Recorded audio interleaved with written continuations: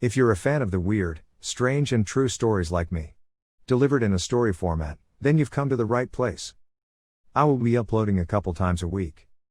If that's of interest to you, please give the like button a click and subscribe to my channel and turn on all notifications so you won't miss any of my uploads. Let's get to today's story.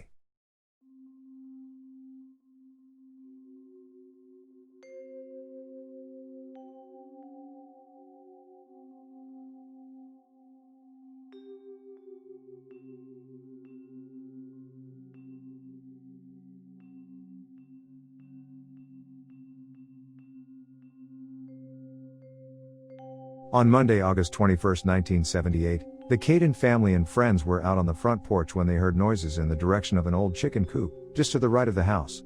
They saw two pairs of yellow eyes that seemed to be reflecting a porch light. Scott Patterson went to his car and turned the headlights on in hopes of getting a better look. The eyes were emitting from what appeared to be two cougar-type felines. Then, the party saw what looked like a large bipedal hairy creature step in front of the large cats as if to protect them. This creature then proceeded to lurch towards Patterson's car. The witnesses fled to the house and called the Stark County Sheriff's Department. While waiting for the deputies, the bipedal creature appeared at the kitchen window, about 4 yards from the kitchen table. Patterson pointed a .22 caliber pistol at it, while Evelyn Caden loaded a .22 caliber rifle. The creature stood outside the window for close to 10 minutes. They all could clearly see the creature because of the back porch light. They decided they would not shoot at it unless the creature made any advances toward them.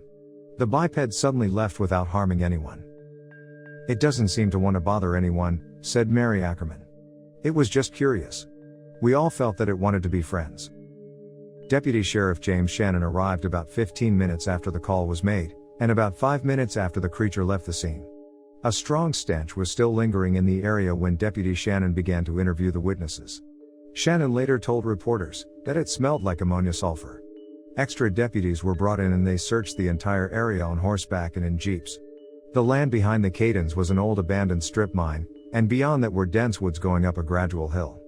Unusual, but unsubstantiated footprints were discovered. Tuesday, August 22nd. Mrs. Mary Ackerman, of Minerva, drove to the Caden residence to pick up her daughter and friend. Mrs. Ackerman is Evelyn Caden's daughter. As she turned into the driveway, she saw the same creature standing on top of the hill next to the strip mine.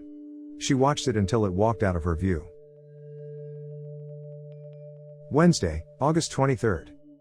The creature appeared again at Caden's residence. How Caden was not sure if it was the same thing. He fired a gunshot into the air and the figure departed. Friday, September 8th. During the late daylight hours, Mrs. Ackerman observed two ape-like animals across the strip mine. She stated that she thought the creatures were standing in a tree but weren't sure because of the distance. Again, she watched them for a while, until they were no longer visible in the thick weeds. Saturday, September 9th.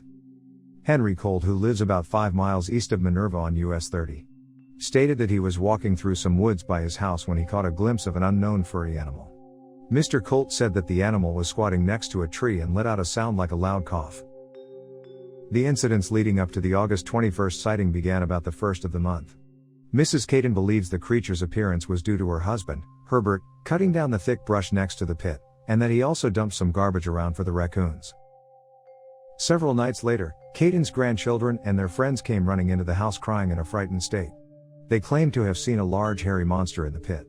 Mrs. Keck, Mrs. Caden, and how Caden went outside to see what had scared them.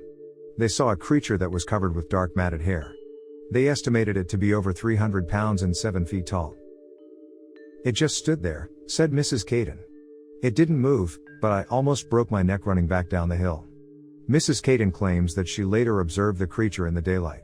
It was sitting in the pit picking at the garbage. She could not make out any facial features due to the amount of long hair covering its face. She remembered that the creature had no visible neck. More ground level activity and comments. What about the two phantom cougars? This is one of the most puzzling aspects of this case. The ape-like creature was described by the witnesses as if to be protecting the big cats. If Patterson's testimony is truthful, how should we ascertain such statements? Does this mean that these creatures live in harmony with each other, or is it more soft evidence to indicate that all these phenomena are originating from the same source? Deputy Shannon said that he received many reports of bear and panther-like bobcats in the area. Was the creature a bear? Although the Ohio Division of Wildlife debunked the idea of bears, we know that they are coming into eastern Ohio from Pennsylvania.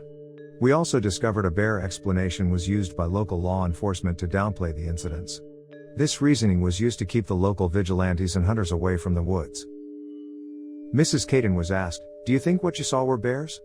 She answered, "No, not unless they were mutated. I believe it was a Bigfoot." Canine activity.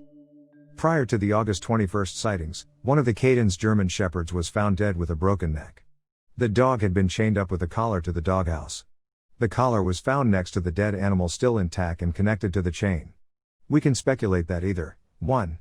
The creature jerked the dog out of the collar, or 2. The canine was so scared that it broke its own neck trying to escape. Consider the following. The other shepherd, Missy, was still in a schizophrenic state during the sheriff's investigations. At times, she is extremely calm and affectionate, and on other occasions, she is scared and vicious. Missy has spent a lot of time digging, which is not uncharacteristic of a canine. However, she dug a tunnel about 8 feet into the ground. This hole is almost large enough to contain 2 medium-sized dogs. Could this be a hiding place for the dog for when the creature returns? Evaluation. According to the Cadens and Mrs. Mudrak, the Sheriff's Department did an excellent investigation. However, there are some conflicting reports. The deputies stayed with the family until the early morning hours. They studied alleged prints and hair but came up with no monster. They covered up the incidents to discourage hunters. They supposedly took the soft evidence to a local college in Canton for analysis. When they tried to obtain this evidence, Malone College told them that they did not receive anything from the Sheriff's Department. Many investigators have since talked to the Caden family. They are sincere people who would have no real benefit to the hoax. Why would they fabricate a story like this? They did not need this type of publicity. One must not forget that this is a multiple witnesses incident. With this many witnesses, interviewed separately, then as a group, it could be easy for one to slip up, but all stuck to the same story. If you like this video, please click like, subscribe and turn on notifications. Thank you.